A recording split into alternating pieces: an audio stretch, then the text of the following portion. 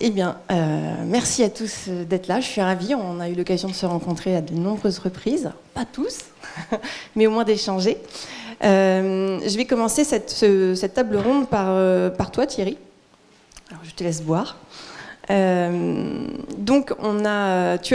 référent handicap depuis un certain temps maintenant. Tu as commencé notamment à la DRIETS à aborder cette question du handicap psychique en emploi. Et j'aimerais en fait que tu nous fasses part un peu de la manière dont ça s'est passé, qui est assez marquant.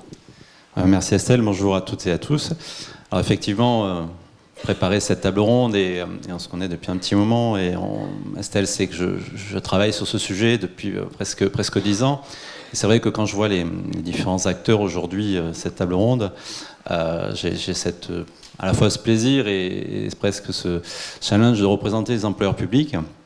Mais je suis aussi content de voir qu'on peut mettre autour d'une table ronde différents acteurs, que ce soit de l'hospitalier, du médico-social, du social et du travail. Parce que, si je le dis en introduction, j'ai peur de l'oublier, c'est que malheureusement c'est souvent difficile, c'est souvent segmenté, alors je pense qu'on sait que le maintien d'emploi des personnes concernées passe par là, un travail pluridisciplinaire.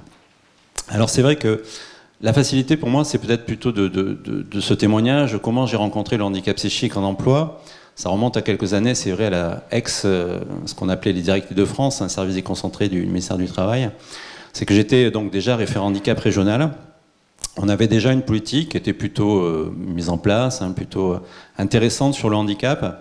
Et ce sujet, se faire connaître par les employeurs et plutôt par les chefs de service, a fait qu'il y avait une situation isolée qui posait problème. Et on m'a demandé d'intervenir. Alors, je sentais la problématique un peu confuse, je m'en suis méfié, donc j'ai préféré aller avec un autre acteur, une assistante sociale, qui était surtout assez compétente sur le handicap.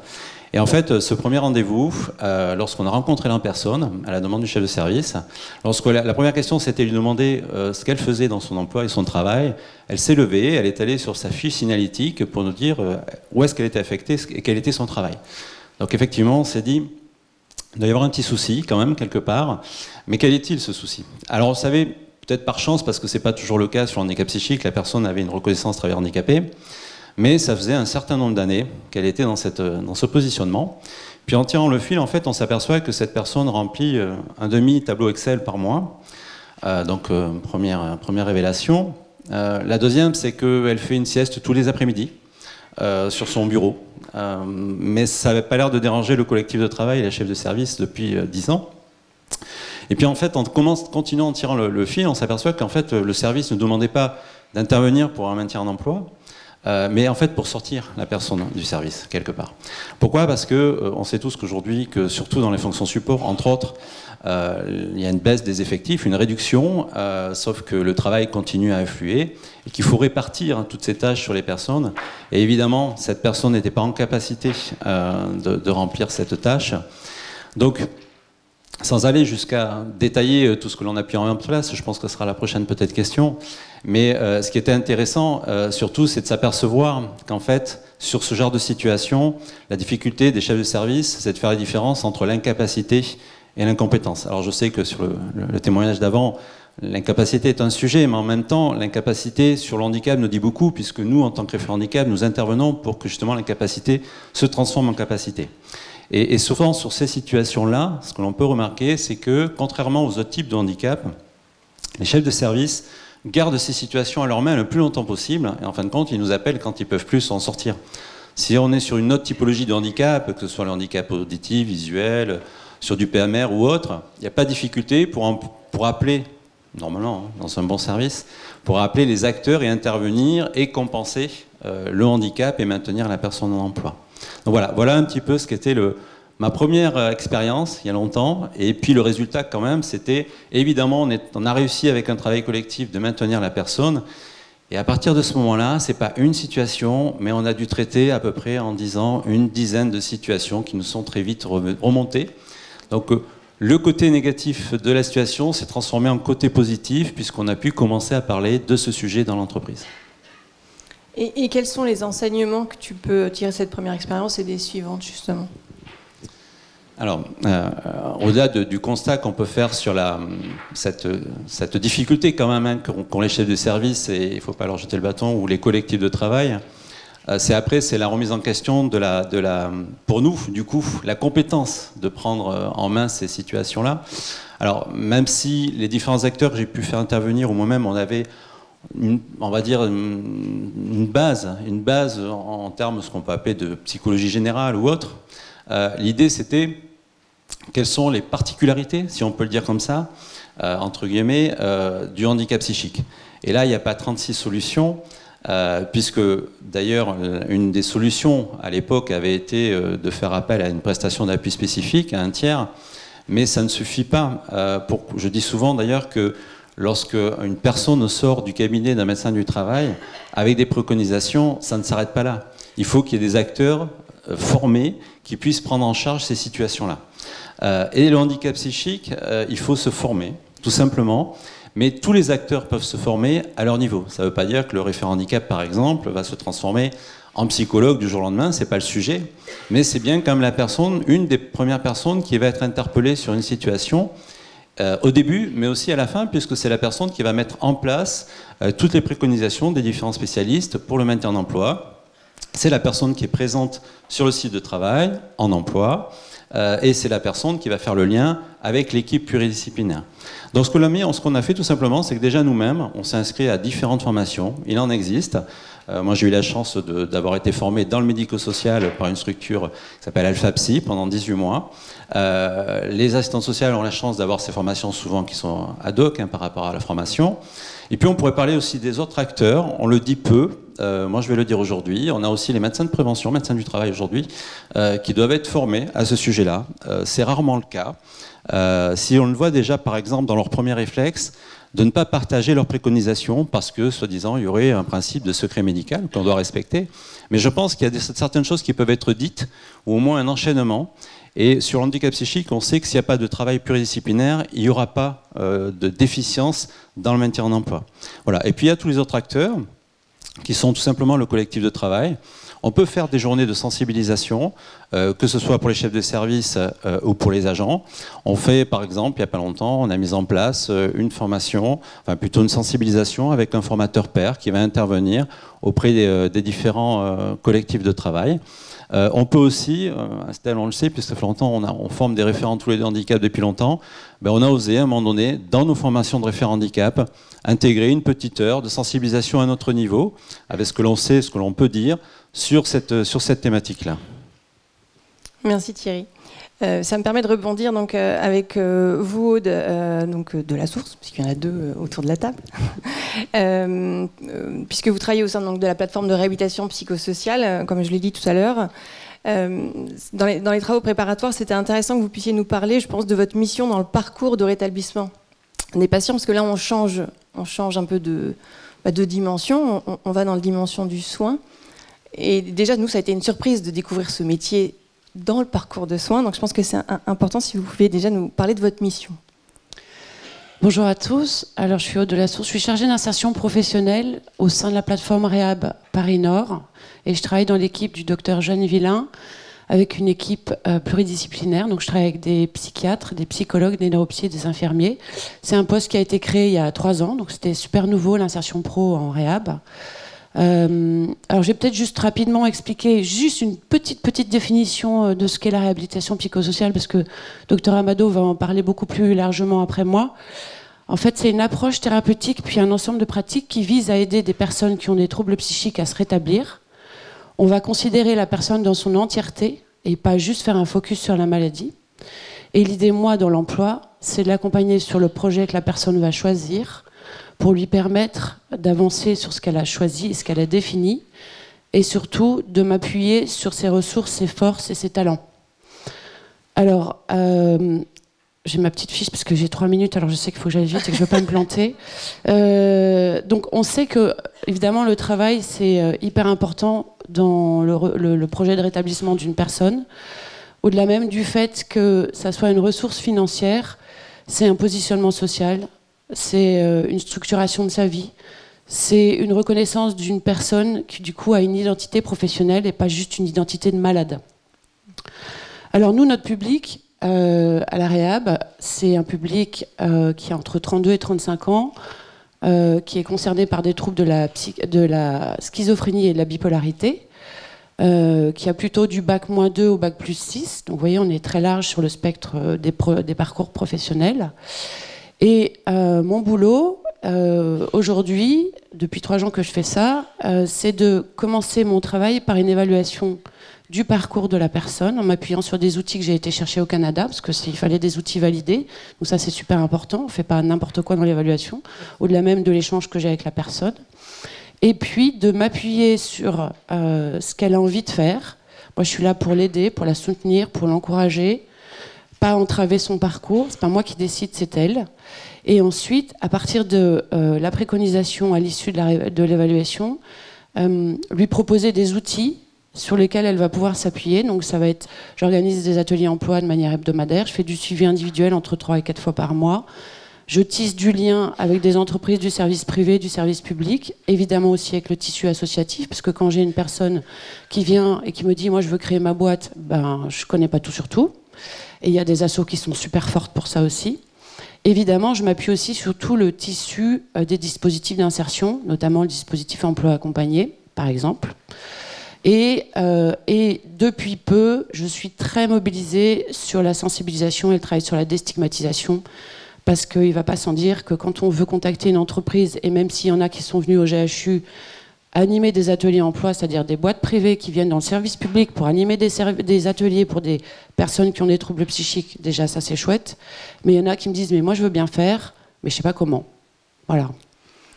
Ça me fait une belle transition avec votre deuxième question, justement. Donc, vous me racontiez un peu les prises de contact avec les employeurs et le fait que vous cherchez aujourd'hui des points d'ancrage et qu'il y a certaines réactions, en tout cas. Voilà, qu'est-ce qui se passe concrètement Alors, Estelle, merci pour votre question. Je vous propose en fait de l'illustrer par 2 points. Un premier exemple de ce qu'on va qualifier comme réussite.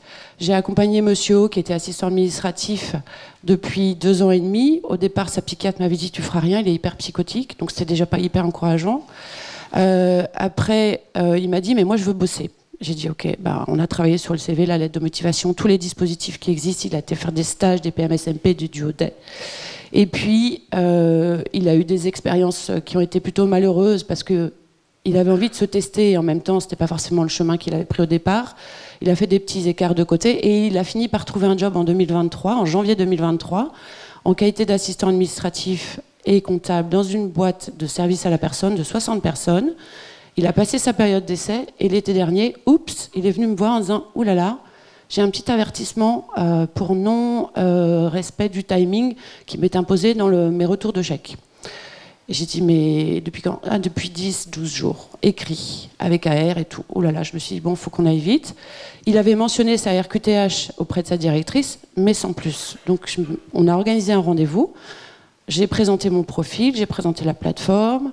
On a mis en œuvre des actions d'accompagnement avec une hiérarchisation des tâches, avec des temps de pause, parce qu'il s'enquillait 4h30 de boulot sans pause, alors qu'en fait, il a des problèmes de concentration. Et en fait, il avait des tocs de vérification, donc ce qui fait que la hiérarchisation des tâches avec des petites coches, ça l'a beaucoup aidé. Depuis, tout va super bien, et il s'ouvre sa première bougie la semaine prochaine, en CDI. Deuxième exemple, c'est plutôt des verbatims que je vais vous donner, qui étaient assez variés, et on va dire que je vais couvrir la période de novembre 2022, le duodé, jusqu'à à peu près aujourd'hui. Premier verbatim, j'ai pris contact avec une entreprise qui est en dentisterie, plutôt un gros groupe. J'ai appelé la mission handicap parce que j'avais repéré qu'elle voulait proposer des duodés l'année dernière. Et puis elle me dit, mais je ne comprends pas votre job. Comment vous pouvez prendre autant de risques et mettre en danger les salariés en prétendant installer des personnes avec des troubles psychiques en emploi ? Ah, je me suis dit, je reviendrai un peu plus tard. J'en ai eu aussi avec qui j'ai des rendez-vous dans une grosse boîte internationale. 2 rendez-vous avec la dame de la dentisterie, c'était quand même une responsable mission handicap. Pareil, là aussi, au RRH, on me dit au bout de 3 rendez-vous, Mais non, en fait, on peut pas. Nous, on n'est pas du tout branchés sur le handicap, la santé mentale. Nous, on est LGBT. Ok. Je me suis dit, j'ai pas dû bien parler. Et puis, troisième petit exemple quand même, c'est une responsable mission handicap dans une structure donc, qui me connaît bien, qui sait le job que je fais, qui connaît les personnes que j'accompagne, et qui me dit non, mais nous, on est une entreprise familiale, vraiment, c'est hyper loin de tout ça, on va faire que des duodets parce qu'on n'arrivera pas à aller plus loin. Donc c'était une fin de non-recevoir. Donc on voit bien, en effet, que l'approche qu'on doit avoir et le discours qu'on doit avoir aussi, déjà, moi j'ai perdu plein de partenaires entreprises en disant que j'étais GHU, santé mentale. Alors maintenant je les noie un peu, je leur dis que je suis plateforme Réhab, là ils sont un peu plus paumés. Ils savent pas trop ce que ça veut dire, donc j'arrive à peu près à louvoyer. Mais c'est quand même... c'est pas parce qu'on prend des contacts avec des employeurs voilà, c'est pas toujours aisé de déployer mon identité professionnelle. Le fait d'avoir un référent handicap et une politique handicap, ça suffit pas forcément. Il faut pousser un peu plus loin.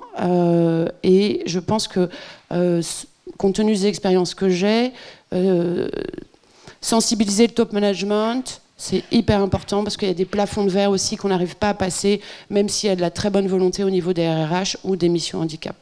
Mais bon, il y a plein de belles choses quand même qui se passent. Merci beaucoup. Merci Aude.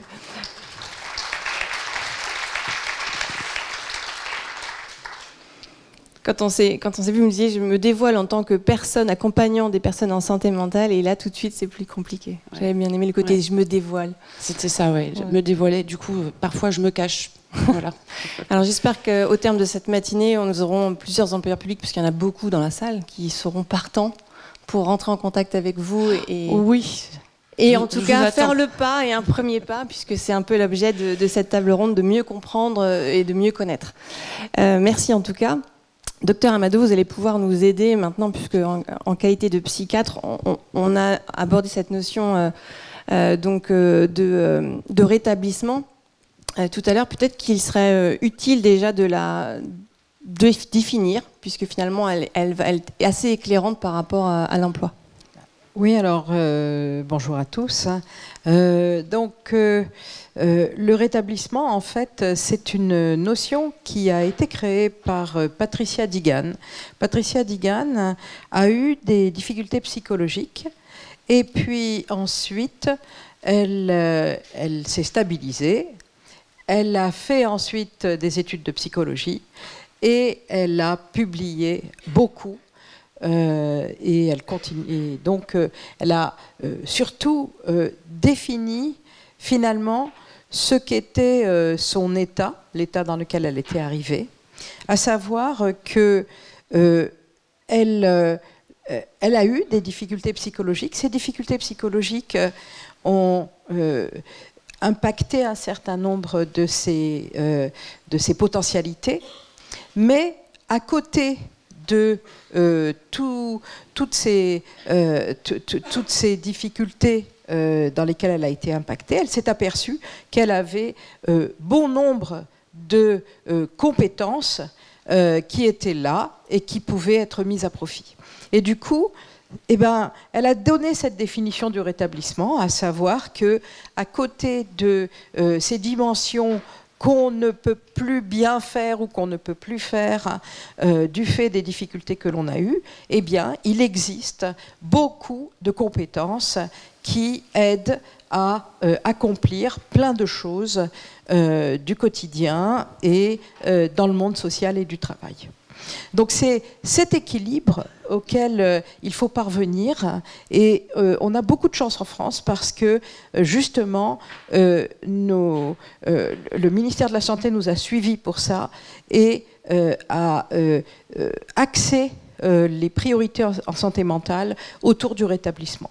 Donc le rétablissement, c'est de passer finalement de la notion d'handicapé à handicapable et de pouvoir être dans cette position d'empowerment.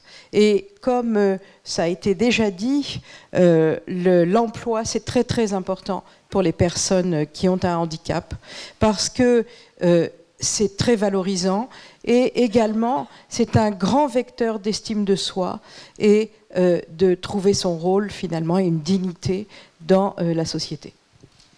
Vous nous aviez projeté un slide quand on s'était rencontrés avec les 4 dimensions dans le rétablissement que je trouvais aussi assez parlant.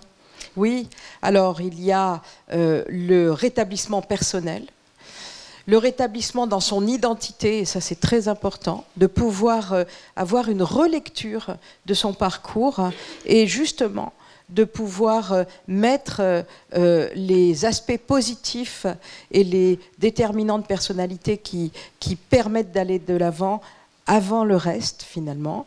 Et puis il y a le rétablissement au quotidien, dans son autonomie, et le rétablissement dans la société, dans la communauté. C'est les Néerlandais, en fait, qui ont montré ces différentes facettes du rétablissement. Merci. Vous nous dites également donc, que le travail donc, fait partie intégrante de ce processus de rétablissement, que ça nécessite donc une prise en charge plutôt holistique de la personne. Et comment fonctionnent finalement ces plateformes de réhabilitation psychosociale ou de réhab, parce que maintenant je vais être un petit peu à la mode. Voilà, comment vous arrivez aujourd'hui, parce que vous pouvez nous présenter cette approche qui est peut-être pas encore très connue de la santé mentale? Alors oui, effectivement, c'est pas encore très connu et pourtant il y a à peu près 170 unités de réhabilitation et plateformes de réhabilitation sur l'ensemble du territoire national, avec des réseaux, et on fonctionne en réseau entre nous. Dans nos plateformes de réhabilitation, en fait, on crée des parcours personnalisés d'insertion pour les personnes que nous accueillons. Et c'est un milieu qui est finalement de plus en plus décloisonné, où nous travaillons entre cliniciens, pères aidants. On a également donc, des infirmières, des psychologues, ergothérapeutes, médecins. On croise nos regards, mais également on travaille aussi avec les usagers qui viennent, qui construisent avec nous les programmes de thérapie psychosociale, qui participent et qui animent les patients experts, les aidants et les associations. Et dans ces plateformes, on interagit avec le territoire, à savoir avec le monde de l'entreprise, mais aussi avec les job coachs, avec les case managers, qui sont des personnes qui vont dans l'environnement des personnes avec handicap, qui vont les aider pour leur autonomie au quotidien. Et on va mettre au point un ensemble de thérapies psychosociales. On va utiliser aussi des thérapies psychosociales validées au niveau international. Et on va créer des parcours personnalisés selon le profil de chaque personne, sachant que les personnes avec handicap ont parfois quelques difficultés cognitives, quelques difficultés parfois en cognition sociale. Elles ont parfois des difficultés par rapport au stress, par rapport à la nouveauté. Et pour chaque dimension, il y a des outils que l'on met en place et on va prioriser pour chaque personne, en fonction de son profil, les parcours que l'on va créer avec de l'éducation thérapeutique, avec des programmes de remédiation cognitive, avec de la thérapie comportementale et cognitive, mais aussi de l'activité physique adaptée. Et puis, en parallèle, on construit le parcours d'insertion avec la chargée d'insertion professionnelle, mais également avec nos partenaires à l'extérieur qui vont faire le go-between pendant que la personne apprend, enfin, et travaille sur ses difficultés avec nous pour les réduire, améliorer et renforcer les compétences et les points forts. Merci beaucoup. Peut-être sur la dernière question, vous nous aviez partagé un peu votre ressenti en aparté dans nos réunions de préparation et de travail, et je trouvais que c'était intéressant que vous le faisiez, vous le partagiez au plus grand nombre. Oui, en fait, quand on s'est rencontrés, enfin moi j'ai réalisé qu'il y avait un monde que je ne connaissais absolument pas, finalement, qui était le monde de l'entreprise. J'ai appris qu'il y avait un référent handicap, et du coup on a pu échanger, on a pu commencer à discuter, et je me suis dit mais c'est pas possible, il faut absolument qu'on aille plus loin pour changer le regard, pour déstigmatiser, pour travailler avec tous ces acteurs. Et je pense que c'est très important que des médecins du travail puissent interagir avec nous, nous contacter, venir voir ce qu'on fait, venir en observation. On a tous les jours à peu près dans notre équipe des personnes qui viennent en observation. Et je pense que les médecins du travail, c'est aussi ouvert pour eux, pour qu'ils puissent voir comment on prépare les personnes, comment on arrive à personnaliser les parcours, et surtout leur dire que notre travail, nous, ne s'arrête pas quand la personne est intégrée dans le monde du travail. Elle va peut-être avoir des difficultés pour se maintenir, etc. On est là, on est en backup, on peut rediscuter. On n'a pas fini de toute façon en général le parcours, très souvent. Et donc tout cela continue à cheminer tout au long de l'intégration de la personne. Merci beaucoup, docteur. Ça nous permet d'envisager de nouveaux acteurs, puisque c'est vrai que le soin est un acteur qu'on met très loin de l'emploi en général. On verra sur la deuxième table ronde qu'on a aujourd'hui des intervenants extérieurs qui se mobilisent sur les handicaps psychiques avec l'emploi accompagné et les prestations d'appui spécifiques. Mais maintenant, je me tourne plutôt vers Emmanuel, avec lequel on a pu échanger, ainsi que d'autres personnes de l'UNAFAM, notamment qui siègent au comité local et dans les comités locaux d'ailleurs. On a trouvé extrêmement intéressante l'approche que vous aviez par rapport aux familles, justement, et on trouvait qu'on pouvait en tirer des enseignements au niveau de l'emploi. Est-ce que vous pouvez déjà nous faire part, Emmanuel, des principaux constats que vous faites par rapport à l'emploi et le handicap psychique? Oui, bien volontiers. Bonjour à tous. Alors, nous, l'UNAFAM, on est une association familiale, donc on est des familles. On a tous un proche ou un ami qui est concerné par des troubles psy. Et on est venu à l'UNAFAM pour chercher de l'entraide, du secours et puis des tas de bonnes idées. Et quand on les met ensemble, on avance. Et donc, on fait une enquête chaque année à l'UNAFAM nationale.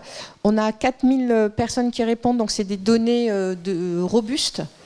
Et quand on a interrogé en 2022 en particulièrement sur l'emploi, on a eu comme chiffre 72% de nos proches qui ont des troubles psy ont travaillé dans leur vie et seulement 17% aujourd'hui ont des ressources issues de leur travail.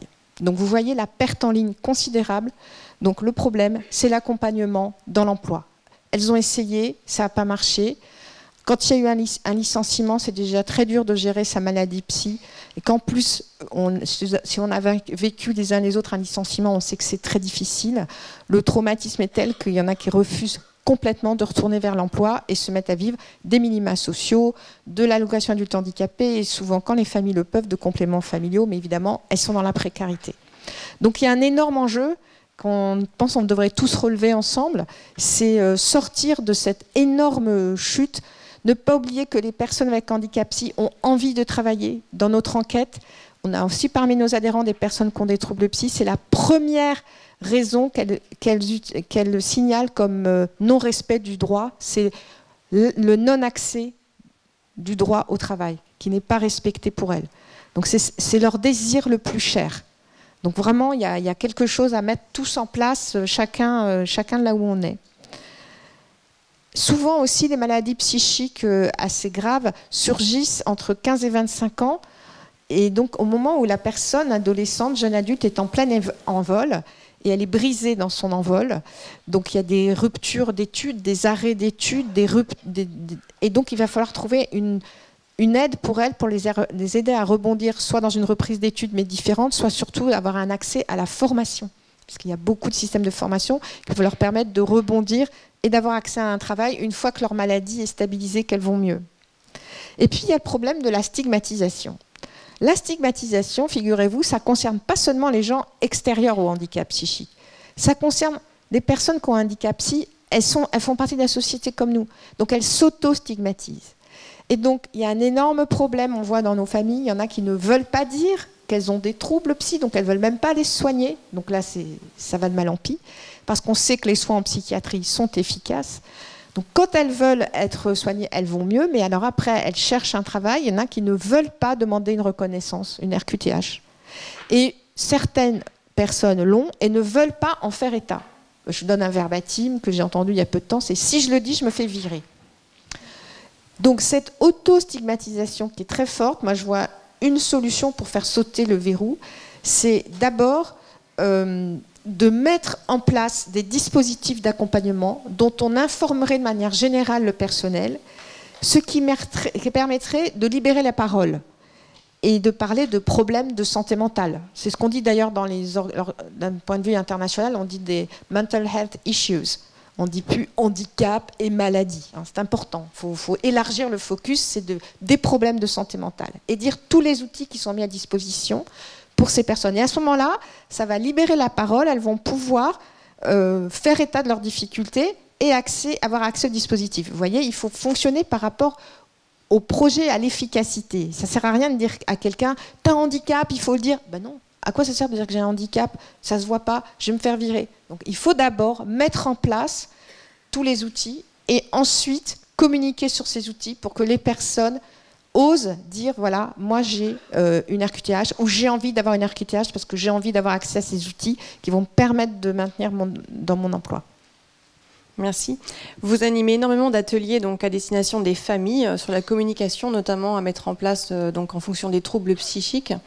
Des personnes. Vous le faites à la fois dans le public et dans le privé aussi. Vous animez des ateliers de sensibilisation et ou de formation.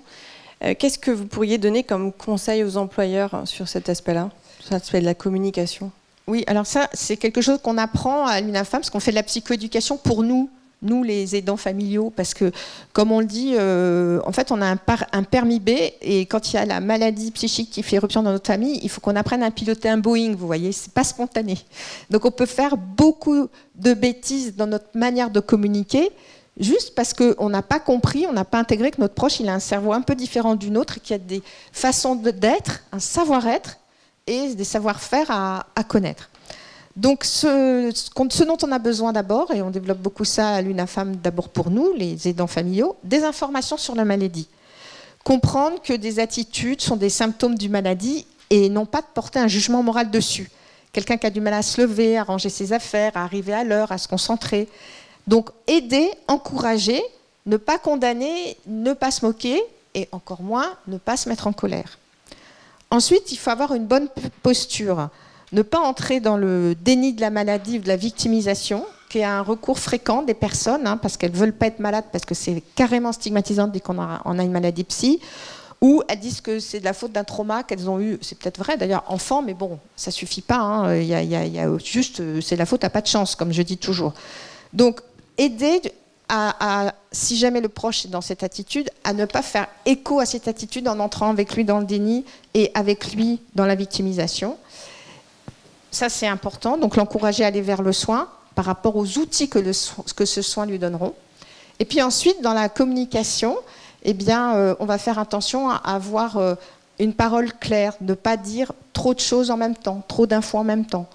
Avoir un ton de voix constant.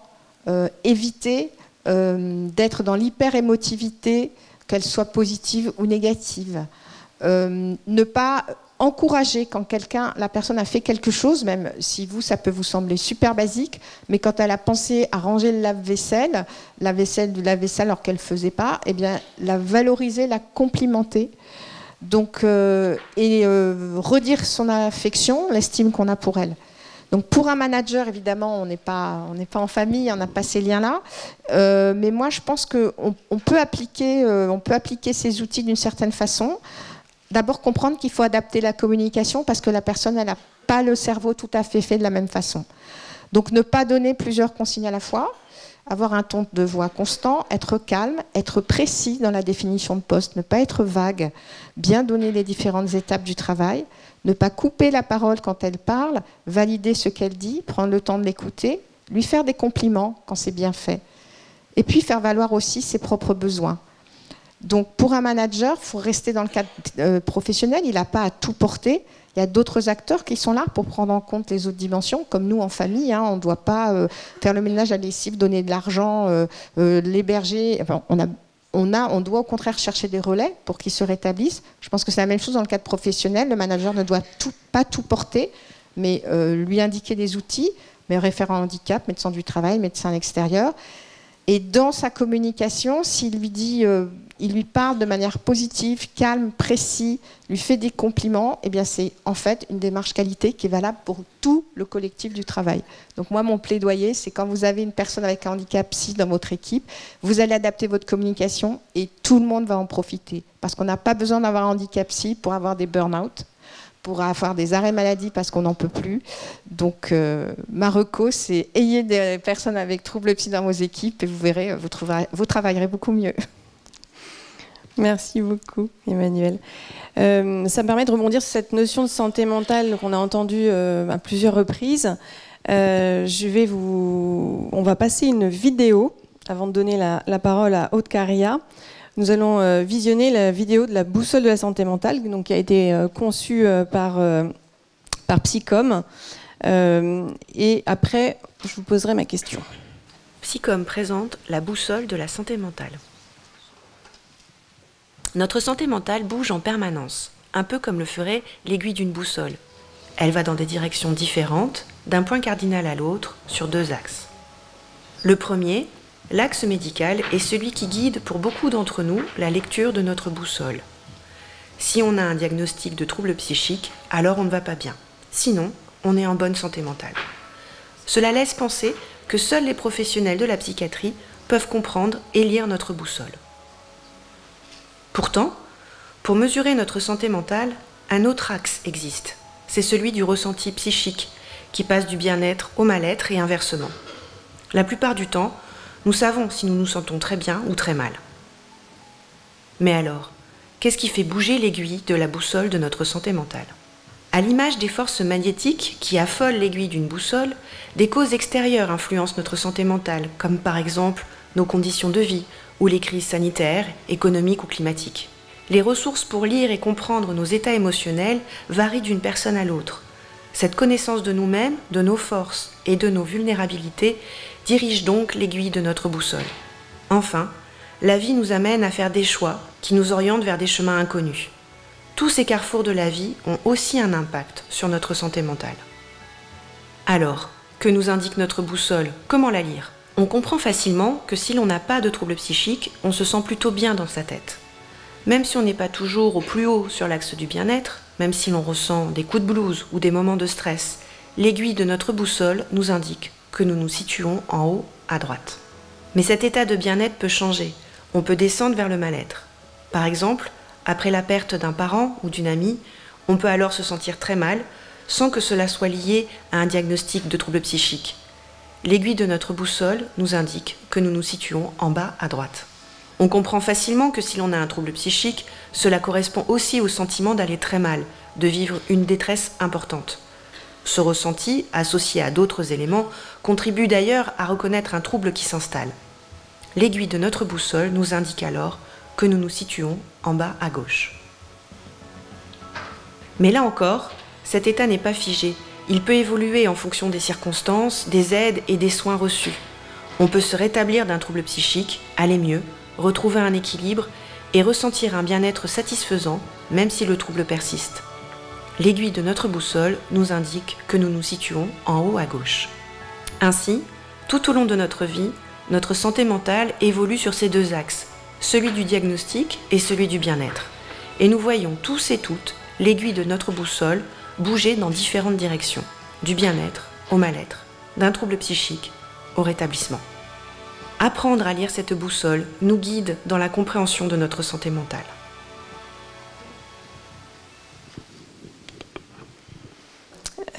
Alors Aude, on on apprend à parler maintenant de santé mentale. On ouvre un peu le débat, mais qu'est-ce que c'est au fond, avec cette boussole?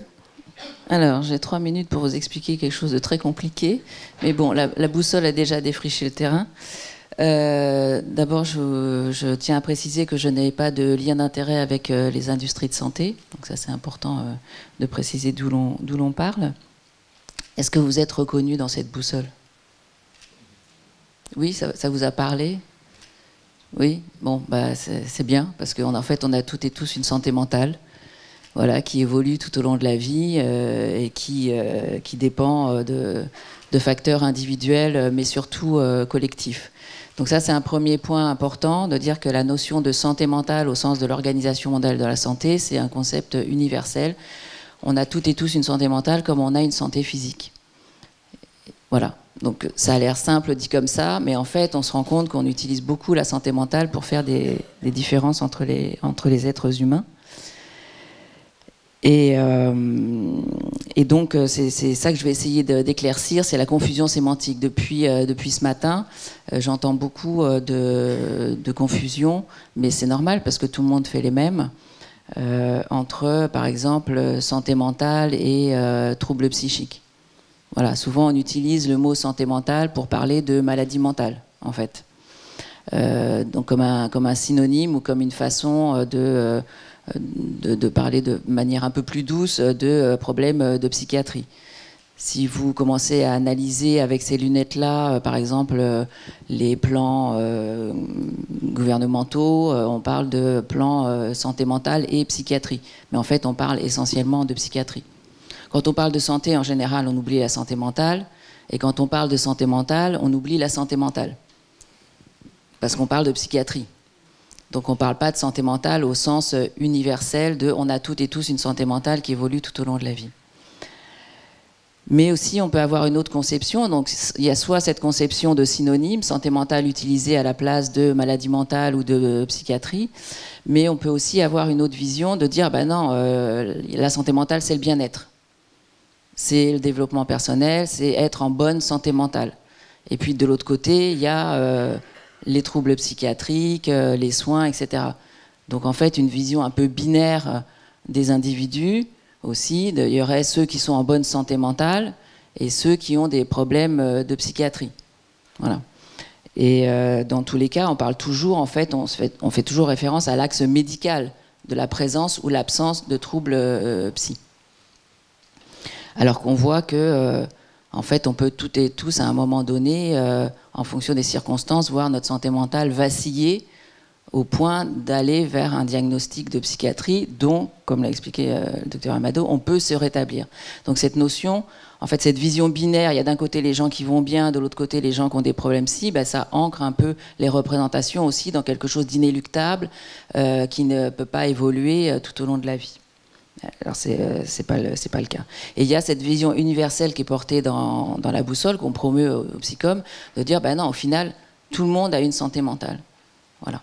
Donc ça c'est un premier décryptage. En fait, Albert Camus nous disait mal nommer les choses, c'est ajouter au malheur du monde. Je pense que dans le domaine de la santé mentale, on est particulièrement garni en fait pour contribuer nous-mêmes à ajouter au malheur du monde en nommant mal les choses. Mais alors vous allez me dire, mais le handicap psychique dans tout ça, c'est quoi? Ben, j'ai bien compris depuis le début que handicap psychique, c'est souvent utilisé aussi à la place de troubles psychiques. Et là, c'est vraiment flagrant. Enfin, je pense que une fois que moi, si je peux avoir un seul effet sur vos cerveaux, c'est d'essayer d'allumer cette petite vigilance, de dire mais de quoi parle-t-on? Et vous allez voir, bon, dans les différents discours du début, eh ben, facilement, on utilise handicapé psychique pour parler de personnes qui ont reçu un diagnostic de trouble psychique. Au mieux. Mais handicap psychique, c'est pas un diagnostic. On est bien d'accord. Enfin, en tout cas, c'est pas dans la classification internationale des maladies de l'OMS. Handicap psychique, c'est quoi? C'est une reconnaissance, c'est un statut de droit. Mais c'est souvent utilisé, encore une fois, à la place de autre chose, ou pas utilisé dans son sens premier. Donc ça, cette vigilance, elle est importante aussi parce que du coup, quand on essaye d'accompagner des personnes qui ont reçu une reconnaissance de handicap psychique du fait de leur diagnostic de troubles psychiatriques, bah, si on nomme mal les choses, bah, c'est pareil, on ne peut pas se faire comprendre, en fait, on ne parle pas la même langue. Donc il y a quelque chose à vraiment être vigilant par rapport à ça. Et autre vigilance aussi, le handicap psychique, il ne concerne pas toutes les personnes qui ont des problèmes de santé mentale. Et en faisant cette équivalence-là, en fait, on fait un espèce de grand tout où toute personne qui aurait reçu un diagnostic de trouble psy serait fatalement dans le grand tout du handicap psychique. Mais c'est complètement faux. C'est pas du tout ça, en fait. Les personnes qui ont une reconnaissance de handicap du fait de leur trouble psy, c'est une toute petite partie de l'ensemble des personnes qui ont des troubles psychiques à un moment de leur vie. Et en plus, ça peut évoluer. C'est pas fou un jour, fou toujours non plus. C'est pas handicapé psychique un jour, handicapé psychique toujours. Donc il y a ces points de vigilance-là. Et sur le point sémantique aussi, encore gratter un petit peu plus loin sur la question du handicap invisible. Alors ça commence à m'énerver aussi, la question du handicap invisible.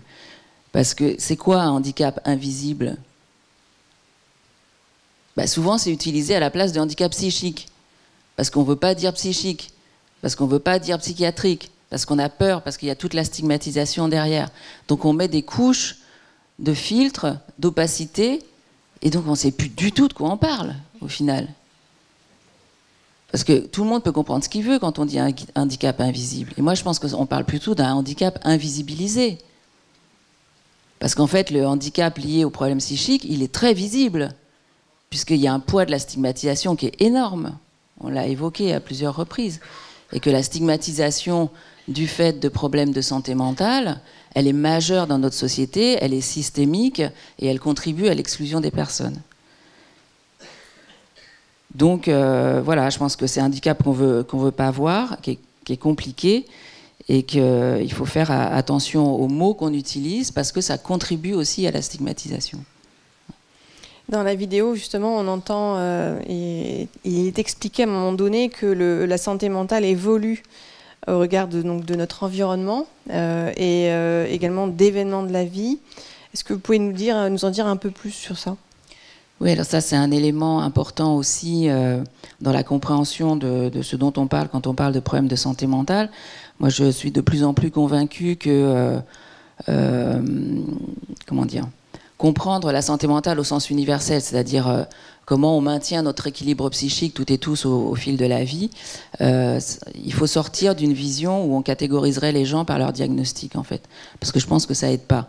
De se dire, si la personne elle est dépressive, je vais agir comme ça. Si elle est étiquetée trouble psy, schizophrénique, je vais agir comme ça. Si elle est bipolaire, je vais agir comme ça. Je pense que ça fonctionne pas. En fait, c'est pas la bonne approche. Et que une vision plus globale des choses, de comment finalement toutes les descriptions, je me suis dit en écoutant les différentes interventions, toutes les descriptions des actions qui sont menées, etc. On peut remplacer, est-ce que c'est vraiment très différent la manière d'accueillir une personne dans une équipe si elle a reçu telle ou telle, si elle est catégorisée avec telle étiquette? Pourquoi on ferait quelque chose d'un peu différent en fonction d'un diagnostic psychiatrique de la personne quand on l'accueille dans une équipe? En fait, c'est les mêmes, c'est quels sont ses besoins, comment on adapte le poste de travail, mais qu'elle soit malentendante, aveugle, etc., ou ayant reçu un diagnostic de psychiatrie, est-ce qu'il y a vraiment une approche différente à avoir? Voilà, bon, ça c'est une question. Donc, mais dans la vision globale de la santé mentale, effectivement, l'individu, il ne peut pas complètement contrôler sa santé mentale. Ça ne dépend pas seulement d'un dysfonctionnement du cerveau, si tant est que les troubles psy puissent s'expliquer par un dysfonctionnement du cerveau. Parce qu'en fait, 60%, 70% de ce qui influence notre santé physique et mentale, parce que les déterminants sociaux sont les mêmes, c'est effectivement nos conditions de vie, nos conditions de logement, notre situation, nos revenus, l'environnement global. Est-ce qu'on est dans un environnement bruyant? Est-ce qu'on a accès à des espaces verts? Est-ce qu'on est dans un environnement de travail accueillant, etc. C'est ça qui détermine notre santé mentale, à toutes et tous. Et c'est pour ça que dans les entreprises, on parle de risques psychosociaux. qui est encore une façon de parler de santé mentale, mais sans savoir qu'on parle de santé mentale, puisqu'on l'appelle autrement, ou qualité de vie au travail. Mais tout ça, c'est la même chose. C'est comment on fait pour que notre environnement de travail, social, économique, etc., contribue à notre santé mentale. Et donc, comment on peut améliorer la santé mentale? C'est par des politiques sociales, c'est par des politiques économiques, environnementales. On voit bien l'impact de la crise climatique actuellement sur la santé mentale de toutes et tous. C'est par des politiques de lutte contre la pauvreté, de lutte contre l'exclusion. Voilà, donc c'est ça qui détermine. Et il y a un point important, des facteurs majeurs de bouleversement de notre santé mentale à toutes et à tous, c'est les violences, le fait d'être exposé à des violences, qu'elles soient physiques, verbales, sexuelles, au cours de l'enfance, mais tout au long de la vie. Ça, c'est un facteur majeur de troubles, de perturbations de notre santé mentale. Et c'est le fait d'être exposé à des discriminations. Voilà, donc les situations de discrimination, que ce soit le sexisme, le racisme, le validisme, l'agisme, etc., contribuent à initier ou aggraver des problèmes de santé mentale. Donc moi, je vous encourage vraiment à avoir plutôt cette vision globale, en fait, de la compréhension de qu'est-ce que c'est que notre santé mentale, qu'on a toutes et toute une santé mentale, et essayer d'être vigilant à notre capacité immense à tracer des frontières entre les individus, entre les êtres humains, parce que les frontières, c'est une invention, en fait. Ça me fait une parfaite transition, merci beaucoup.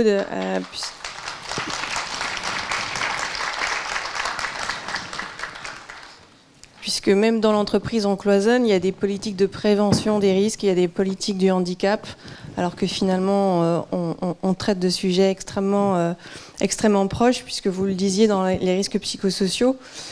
Et peut-être un point, même si j'ai entendu M. Chovanec dire qu'il ne fallait pas s'attacher au texte et qu'on était surtout dans cette condition d'humain, il y a, n'empêche, en droit aujourd'hui qui s'applique dans le public et le privé, un texte qui dit que les employeurs doivent prendre les mesures nécessaires pour assurer la sécurité et protéger la santé physique et mentale des travailleurs. Donc, à nouveau, on met une dimension, le mot n'est pas santé mentale, le mot est santé physique et mentale, mais on réaborde quand même ce sujet. Alors effectivement, dans la vraie vie, on parle de RPS, de risques psychosociaux, et on oublie cette notion de santé mentale sur laquelle il était convenu qu'on revienne, puisque ça nous semblait être une approche positive et intéressante dans le cadre de la meilleure intégration des personnes avec un handicap psychique. Ça me permet de rebondir et de voir avec vous, Jean-Philippe, puisque aujourd'hui il y a un certain nombre de données qui doivent être prises en compte en matière de santé mentale, que vous avez l'habitude de manipuler dans vos fonctions, et qui doivent justement engager, alors pas que ces données-là, vous allez nous le dire, mais qui doivent aussi engager les employeurs à prendre ce sujet à bras-le-corps. Oui, merci Estelle, et bonjour à tous.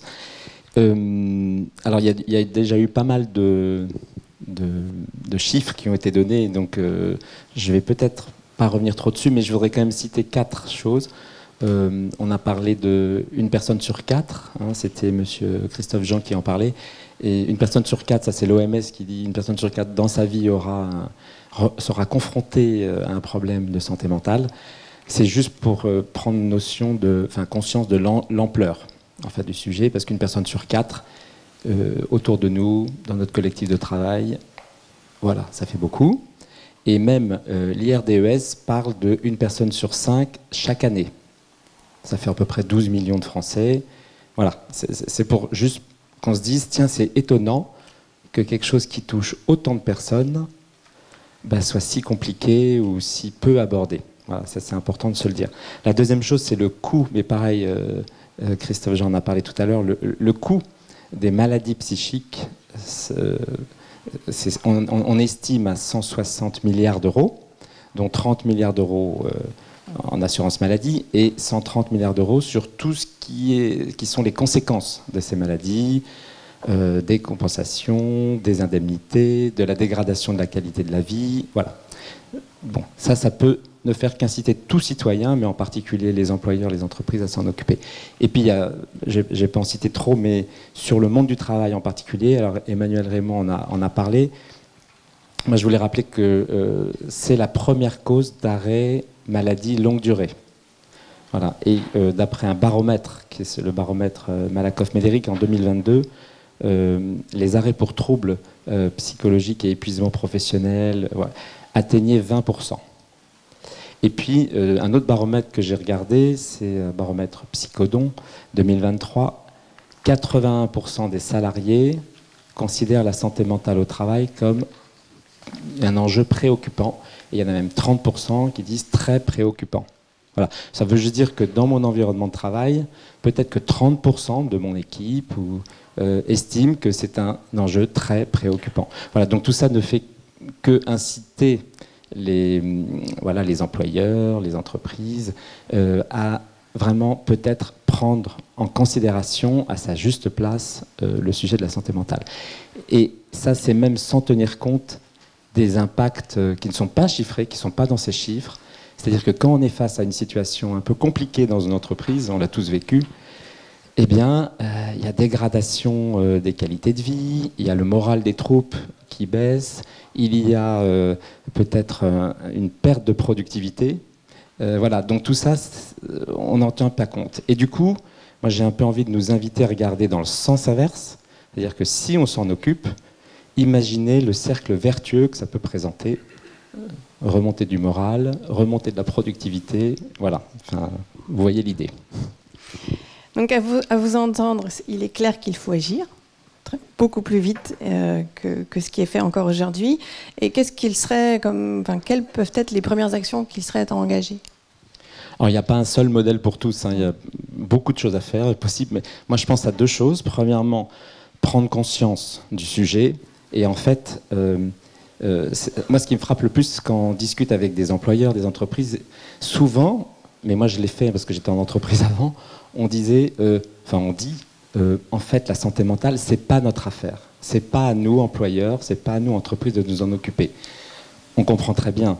Mais en fait, on peut peut-être comprendre qu'il ne s'agit pas de rendre l'employeur spécialiste, expert, ou même de le transformer en cabinet de psychologue ou je ne sais quoi. Il s'agit, au contraire, peut-être de juste comment est-ce qu'on peut créer les bonnes conditions pour que les personnes travaillent bien, etc. Moi, j'aime bien aimer ce que disait Aude sur cette idée de... en fait, quand on est manager, créer des conditions favorables de travail, humaines, ouvrir le dialogue, être attentif aux signes, voir quels aménagements on peut faire, c'est plutôt du bon sens. Et si c'est pas du bon sens, c'est peut-être du management, et ça peut s'apprendre. Voilà. Et donc je pense que c'est important d'apprendre à manager. Manager, il y en a qui ont plus ou moins de capacité, mais ça s'apprend comme n'importe quelle expertise. Voilà. Alors donc, élever les consciences, et là je dirais juste, déjà ouvrir le sujet en entreprise, sans avoir peur de la boîte de Pandore. Hein, parce que souvent on dit, si je commence à ouvrir ce sujet-là, on va être débordé. Et tout le monde, y compris d'ailleurs le blues du lundi matin, non, il ne s'agit pas de ça. Ouvrons le sujet et parlons-en de manière peut-être simple. Alors il y a des outils possibles, il y a des sensibilisations. Beaucoup d'acteurs ici présents dans la salle en proposent. Sensibilisation, en une demi-journée, voilà, on a ouvert le sujet, puis ça peut permettre de parler de ça en interne. Il y a aussi des choses plus peut-être avec une pédagogie différente. Il y a 2 projets de fresques de la santé mentale qui sont en train d'arriver, au même titre que les fresques du climat, etc. Ça, c'est des outils peut-être adaptés à certaines personnes, plus adaptés que des conférences ou des... Voilà. Donc ça, c'est d'autres outils qui vont arriver et qui sont utiles. Et puis, il y a une formation que certains d'entre vous connaissent bien, qui est les premiers secours en santé mentale. Donc c'est une formation de 2 jours, assez dense, assez intéressante, qui n'a pas pour objectif de vous transformer en quelqu'un d'expert, même si vous êtes un référent handicap, mais qui en 2 jours vous aide à voir de quoi on parle, quelles sont les choses à savoir, quels sont les premiers réflexes, quelles sont peut-être les premières questions à poser, comment peut-être être attentif à certains signaux faibles et avoir une sorte de plan d'action. Voilà. C'est une porte d'entrée, je dirais, sur cet univers, mais c'est très utile. Et on peut se dire que des référents handicap auraient tout à gagner sous une forme ou une autre, hein, mais voilà, à appréhender et à se former. Et puis ensuite, 2 autres choses. Face à des situations compliquées, on peut avoir appel à des aides internes bien sûr, mais aussi externes. Il existe, et il y en a, et peut-être qu'on le verra après, hein, voilà, des coachs, l'emploi accompagné. Voilà. Donc ça, ne pas avoir de problème à faire appel à une aide extérieure. Encore une fois, un manager ne peut pas tout faire. Et monsieur, je suis désolé, j'écorche toujours son Chovanec, nous l'a superbement dit, avec son humour incroyable, que chacun fait son travail, mais personne ne fait tout très bien, y compris les managers. Voilà, je crois que c'est important, c'est pas une honte de demander de l'aide. Et puis dernière chose, moi je suis assez sensible justement à ces aides entre pairs. Alors entre pairs, c'est entre personnes concernées, bien sûr, et ça se développe et c'est vraiment un levier incroyable. Mais entre pairs aussi, entre personnes qui travaillent et qui sont confrontées aux situations. Entre managers. Alors moi j'ai travaillé en entreprise, j'ai eu parfois à gérer des situations de handicap psychique. Ben, je vous avoue, je ne suis pas très fier, hein, mais je suis resté très seul et je me suis aperçu que si j'avais pu parler avec d'autres managers de ces situations, ça m'aurait diablement aidé à trouver le bon comportement. Voilà, donc il y a des outils qui existent, ils sont simples, ils sont accessibles. Voilà, je pense qu'il ne faut pas hésiter. On a créé avec plusieurs autres et 4 autres pays un réseau francophone santé mentale et travail, où on a des webinaires, où à chaque fois on choisit un sujet, à chaque fois on a un expert, une personne concernée et qui travaille ou qui a travaillé, et puis un employeur. Voilà. Premièrement, on cherche des témoignages, s'il y a des employeurs qui veulent bien en parler, et puis deuxièmement, je vous invite à aller voir ces webinaires qui sont toujours très intéressants et assez concrets. Je terminerai juste par un dernier point, pardon, c'est pour dire qu'avec d'autres acteurs, d'ailleurs ici présent dans la salle, Psycom, UNAFAM, l'ADESM, la FEAP, etc. On est en train de mobiliser un collectif ensemble pour faire de la santé mentale la grande cause nationale 2025. Voilà, c'est pas gagné. Moi j'appelle tous ceux qui sont là à soutenir cette cause pour que enfin on parle de la santé mentale, donc je pense que c'est le but, et merci au FIP d'avoir provoqué cette matinée. Osons parler de la santé mentale, ça fera du bien à tout le monde.